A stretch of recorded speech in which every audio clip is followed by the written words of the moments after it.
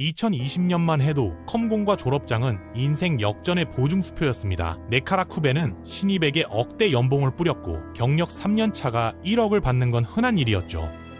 비전공자들까지 수백만 원짜리 부트캠프에 몰려들며 개발자 전환을 꿈꿨습니다. 그런데 5년 만에 모든 게 뒤집어졌어요. 마이크로소프트는 올해 6,000명을 해고했는데 그중 40%가 개발자였습니다. 구글은 신규 채용을 대폭 줄였고 메타는 개발팀을 20% 잘라냈죠. 스카이 출신도 10년 경력자도 예외가 아니었습니다. 이력서 100군데 넣어도 면접 한 번 못 본다는 하소연이 커뮤니티에 넘쳐나고 있어요.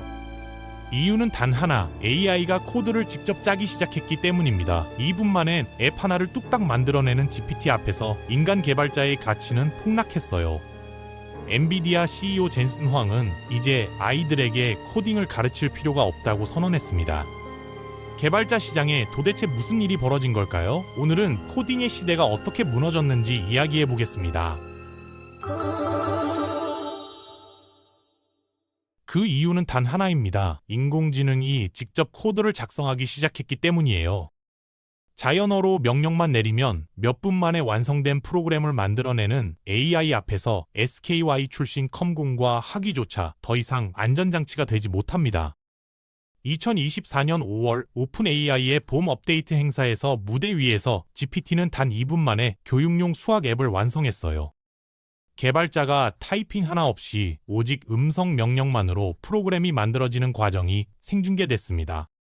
학생들이 수학 문제를 풀 수 있는 앱을 만들어줘라는 한 문장이 전부였고 AI는 사용자 인터페이스 디자인부터 문제 데이터베이스 구축, 정답 채점 로직까지 모두 처리했죠. 행사장의 개발자들은 할 말을 잃었습니다.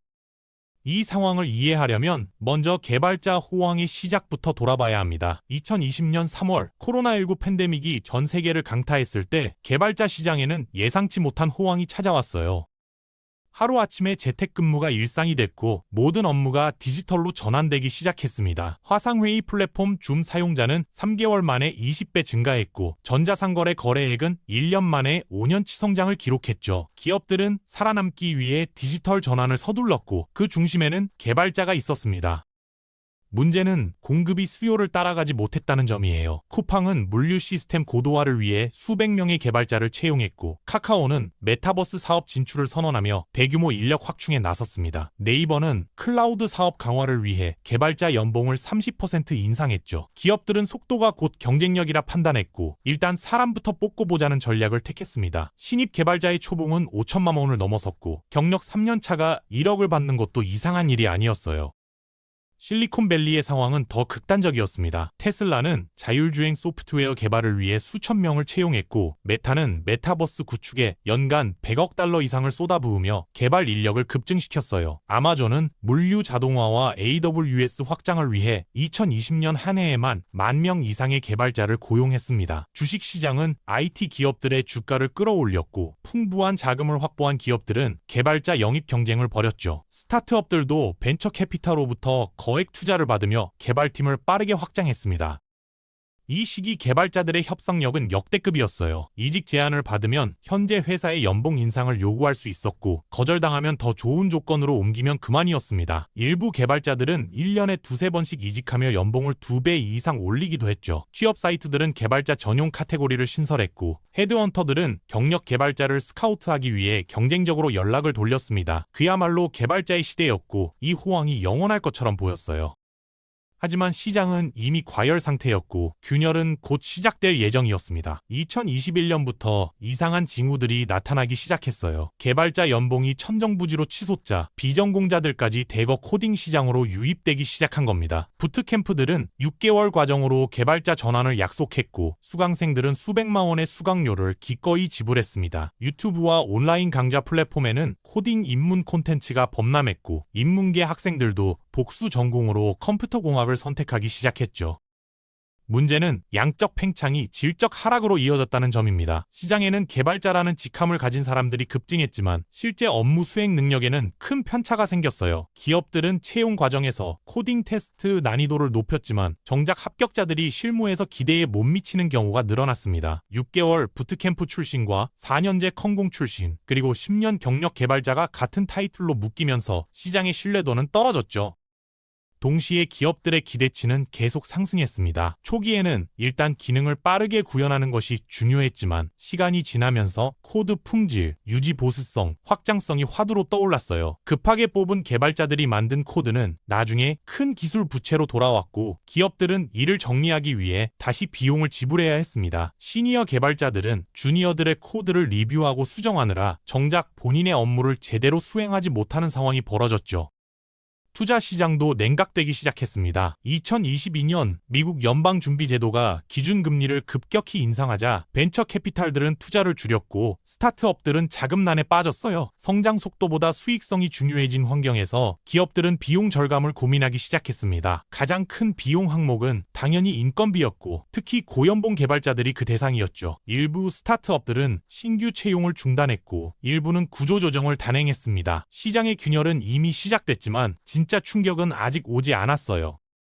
2023년 3월 오픈AI가 공개한 GPT-4는 개발자 시장에 지진을 일으켰습니다. 이 모델은 단순히 텍스트를 생성하는 수준을 넘어 실제로 작동하는 코드를 작성할 수 있었어요. 개발자들은 처음에는 반신반의했지만 직접 사용해보고 충격을 받았습니다. 간단한 웹페이지는 물론이고 데이터베이스 연동, API 구축, 심지어 복잡한 알고리즘까지 자연어 명령만으로 구현됐거든요. 사용자 로그인 기능을 만들어줘라고 입력하면 몇 초 만에 완성된 코드가 나왔습니다.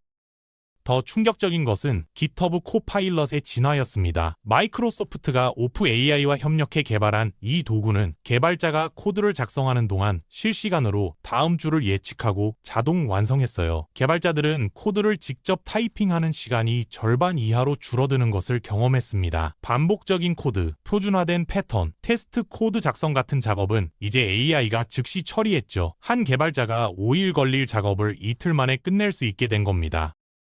기업들은 이 변화를 빠르게 인지했습니다. 생산성이 2배로 오른다는 것은 곧 같은 결과물을 만드는데 절반의 인력만 필요하다는 의미였거든요. 실리콘밸리의 한 스타트업 CEO는 인터뷰에서 이렇게 말했어요. 우리는 개발팀 규모를 절반으로 줄였지만 오히려 더 많은 기능을 출시하고 있습니다. AI가 주니어 개발자 10명의 역할을 대체했습니다. 이 발언은 업계에 빠르게 퍼졌고 다른 기업들도 같은 결론에 도달하기 시작했습니다.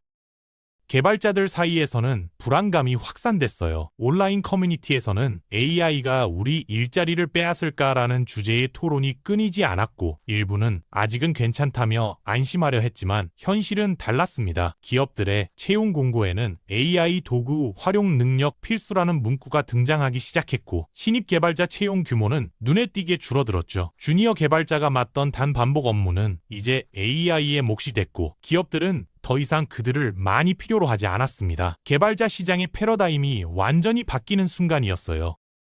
더 큰 변화는 코딩 지식이 없는 사람들도 이제 프로그램을 만들 수 있다는 점이었습니다. 과거에는 프로그래밍 언어를 배우고 알고리즘을 이해하고 프레임워크를 익히는데 최소 수년이 걸렸어요. 그러나 이제는 자신이 원하는 기능을 자연어로 설명만 하면 AI가 알아서 코드로 변환해줬습니다. 마케터가 고객관리 시스템을 만들고 디자이너가 포트폴리오 웹사이트를 구축하고 사업가가 간단한 자동화 도구를 직접 개발하는 시대가 온 거죠. 글로벌 IT 리더들의 발언도 무게감이 달랐습니다. 마이크로소프트 CEO 사티아 나델라는 앞으로 모든 사람이 개발자가 될 것이라고 선언했고 메타의 마크 저커버그는 코드를 작성하는 주체가 사람에서 AI로 전환되고 있다고 말했어요. 엔비디아의 젠슨 황은 더 직설적이었습니다. 이제 아이들에게 코딩을 가르칠 필요가 없습니다. AI에게 명령하는 법을 가르쳐야 합니다. 이들의 발언은 단순한 전망이 아니라 이미 진행 중인 현실이었죠. 실제로 데이터가 이를 뒷받침했습니다. GitHub의 통계에 따르면 2024년 AI가 작성한 코드의 비중은 전체의 46%에 달했고 이 수치는 매달 증가하고 있었어요. 스택 오버플로우, 개발자들의 대표적인 QA 사이트는 방문자 수가 급감했습니다. 개발자들이 더 이상 구글에서 에러 메시지를 검색하지 않고 AI에게 직접 물어보기 시작했기 때문이죠. AI는 에러의 원인을 설명하고 수정된 코드까지 제시했습니다. 개발자의 핵심 업무였던 문제 해결 과정조차 AI가 대신하기 시작한 거예요.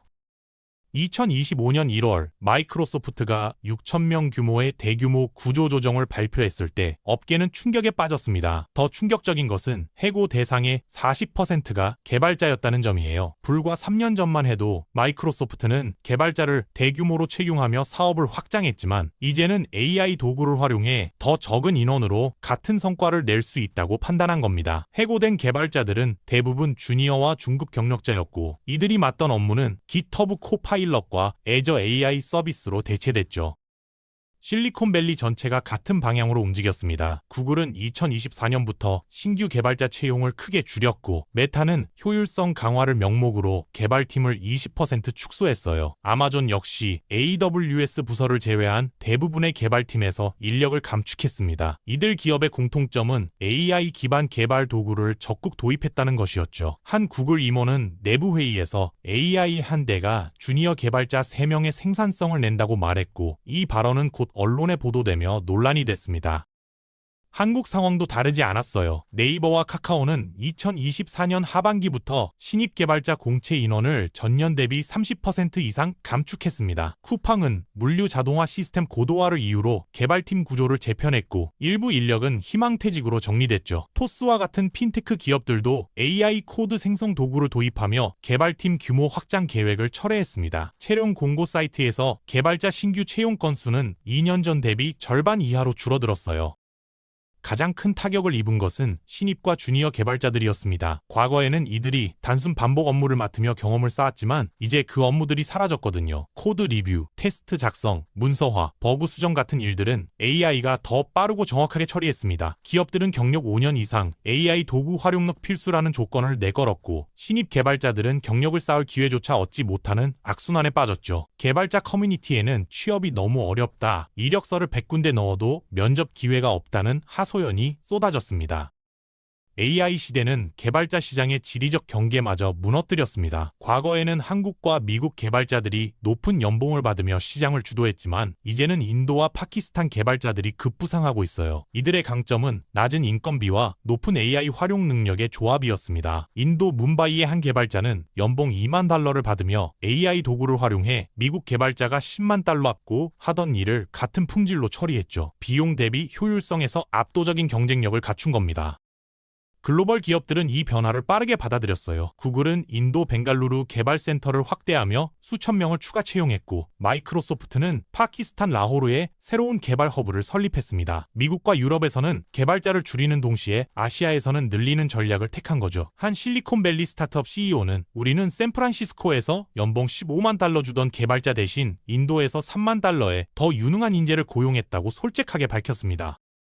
한국 개발자들도 같은 경쟁에 노출됐어요. 원격 근무가 일반화되면서 국내 기업들도 더 이상 국내 개발자만을 고용할 이유가 없어졌습니다. 일부 한국 스타트업들은 베트남과 인도네시아 개발자를 원격으로 채용하며 인건비를 절반 이하로 줄였죠. 한국 개발자가 연봉 5천만 원을 요구할 때 베트남 개발자는 2천만 원에 같은 일을 할 수 있었고 AI 도구 활용 능력도 뒤지지 않았습니다. 국내 개발자들은 임금 경쟁력에서 밀리기 시작했어요. 언어 장벽도 더 이상 문제가 되지 않았습니다. AI 번역 도구가 실시간으로 회의 내용을 통역했고 코드 자체는 전 세계 공통 언어였거든요. 줌으로 미팅하고 슬랙으로 소통하고 깃허브로 협업하는 환경에서 개발자가 어느 나라에 있든 중요하지 않았습니다. 결과물의 품질과 비용 효율성만이 중요했고 이 기준에서 한국 개발자들의 경쟁력은 위협받고 있었죠. AI가 코드를 작성하는 시대에 개발자의 국적은 더 이상 프리미엄이 아니었습니다. 그렇다면 개발자는 정말 사라지는 것일까요? 답은 아니오입니다. AI가 아무리 강력해도 인간 개발자가 반드시 필요한 영역은 여전히 존재해요. 그 첫 번째는 책임입니다. AI가 작성한 코드에 버그가 있어 서비스 장애가 발생하거나 보안 사고로 고객 정보가 유출됐을 때 누가 책임을 질 것인가요? AI는 책임을 지지 않습니다. 결국 그 책임은 인간 개발자와 기업이 져야 하며 이 때문에 코드를 최종적으로 검증하고 승인하는 사람은 여전히 필요합니다. 시스템 아키텍처 설계도 인간의 영역이에요. AI는 개별 기능을 구현할 수는 있지만 수백만 명이 동시에 사용하는 서비스의 전체 구조를 설계하고 트래픽을 분산하고 장애를 예방하는 고도의 판단은 여전히 인간의 몫입니다. 한 시니어 개발자는 AI가 벽돌은 쌓을 수 있지만 건물 전체를 설계하는 건 건축가의 영역이라고 말했죠. 보안 분야도 개발자의 중요성이 더 부각됐습니다. AI가 작성한 코드에는 보안 취약점이 존재할 수 있었고, 이를 사전에 탐지하고 방어하는 것은 인간 개발자의 전문성이 필요했어요. 실제로 2024년 한 글로벌 핀테크 기업은 AI가 생성한 코드에서 SQL 인젝션 취약점이 발견돼 수백만 건의 개인정보가 유출될 뻔한 사고가 있었습니다. 이후 기업들은 AI 생성 코드를 검증하는 보안 전문 개발자의 역할을 더욱 중요하게 여기기 시작했죠. 실제 사용자 경험을 이해하는 것도 AI가 대체할 수 없는 영역입니다. AI는 기술적으로 완벽한 코드를 작성할 수 있지만 그것이 실제 사용자에게 불편을 주는지, 장애인이나 고령자도 쉽게 사용할 수 있는지, 문화적 맥락에서 적절한지를 판단하지 못해요. 2024년 한 AI가 만든 앱은 기술적으로는 완벽했지만 사용자 인터페이스가 너무 복잡해 실제 사용률이 극히 낮았습니다. 결국 인간 개발자가 개입해 전면 수정해야 했죠. 예측 불가능한 상황에 대한 대응도 인간의 몫입니다. AI는 학습한 패턴 내에서는 뛰어나지만 완전히 새로운 문제나 전례 없는 상황에서는 무력해요. 2024년 한 글로벌 클라우드 서비스에서 발생한 대규모 장애는 AI 시스템이 예측하지 못한 특이한 트래픽 패턴 때문이었고, 결국 인간 엔지니어들이 밤새 수동으로 복구 작업을 진행해야 했습니다. AI는 문제를 빠르게 진단할 수는 있지만 창의적 해결책을 제시하는 것은 인간의 직관과 경험이 필요했죠. 역설적이게도 AI를 가장 잘 활용하는 개발자들이 가장 높은 가치를 인정받았습니다. 프롬프트 엔지니어링, 즉 AI에게 정확한 명령을 내려 원하는 결과를 얻어내는 능력은 새로운 핵심 역량이 됐어요. 단순히 로그인 기능 만들어줘가 아니라 OOS 2.0 표준을 따르고 JWT 토큰 방식을 사용하며 세션 타임아웃은 30분으로 설정하고 비밀번호는 비크립트로 암호화하는 로그인 기능을 만들어줘처럼 구체적이고 정확한 지시를 할 수 있는 개발자가 필요했습니다. 또한 AI가 생성한 코드를 평가하고 최적화하는 능력도 중요해졌어요. AI가 만든 코드는 작동은 하지만 효율성이 떨어지거나 확장성이 부족한 경우가 많았습니다. 이를 리팩토링하고 성능을 개선하고 유지보수 가능한 구조로 만드는 것은 여전히 숙련된 개발자의 영역이었죠. 결국 개발자의 역할은 코드를 직접 작성하는 사람에서 AI에게 올바른 코드를 만들게 하고 그 결과를 검증하고 개선하는 사람으로 전환됐습니다. 2025년 개발자 시장은 완전히 재편됐습니다. AI는 개발자를 없애는 것이 아니라 선별하고 있어요. AI를 도구로 활용해 생산성을 10배 끌어올린 개발자들은 오히려 시장에서 더 높은 가치를 인정받고 있습니다. 이들은 코드를 직접 타이핑하는 대신 AI에게 정확한 명령을 내리고 결과물을 검증하고 시스템 전체를 설계하죠. 반면 AI 활용을 거부하거나 적응하지 못한 개발자들은 빠르게 시장에서 밀려나고 있습니다. SKY 대학 컴퓨터공학과 학위는 더 이상 안전장치가 아니에요. 중요한 것은 학벌이 아니라 AI 시대에 맞는 능력입니다. 시스템 아키텍처를 설계할 수 있는가? 보안 취약점을 찾아낼 수 있는가? AI 도구를 효과적으로 활용할 수 있는가? 예측 불가능한 문제를 창의적으로 해결할 수 있는가? 이것이 새로운 기준이에요. 코딩 실력보다 AI 제어 능력이, 알고리즘 지식보다 전 시스템 이해도가 더 중요해진 시대입니다. 개발자의 미래는 어둡지 않습니다. 다만 달라졌을 뿐이에요. 과거에는 코드를 잘 작성하는 사람이 좋은 개발자였다면 이제는 AI를 잘 활용하는 사람이 좋은 개발자입니다. 기술 변화는 위협이 아니라 기회이며 새로운 기준에 맞춰 진화하는 개발자만이 살아남습니다. AI 시대의 생존 공식은 명확해요. AI를 잘 쓰는 개발자만이 남고 나머지는 도태됩니다. 선택은 이제 각자의 몫이죠. 개발자 시장의 급격한 변화는 이제 시작에 불과합니다. AI가 바꾸고 있는 것은 개발자만이 아니에요. 변호사, 회계사, 디자이너, 심지어 의사까지 고학력 전문직 전체가 같은 변화를 마주하고 있습니다. 영상이 유익하셨다면 구독과 좋아요 부탁드리고 여러분은 어떻게 생각하시나요? 댓글로 의견을 들려주세요.